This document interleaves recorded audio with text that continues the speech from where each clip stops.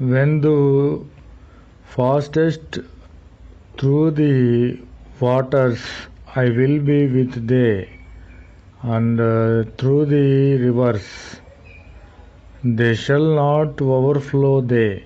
Amen. Praise the Lord. The water were divided, and the children of Israel went through the midst of the sea on the dry ground, and the waters were a wall to them on their right hand and on their left. Amen. Praise the Lord.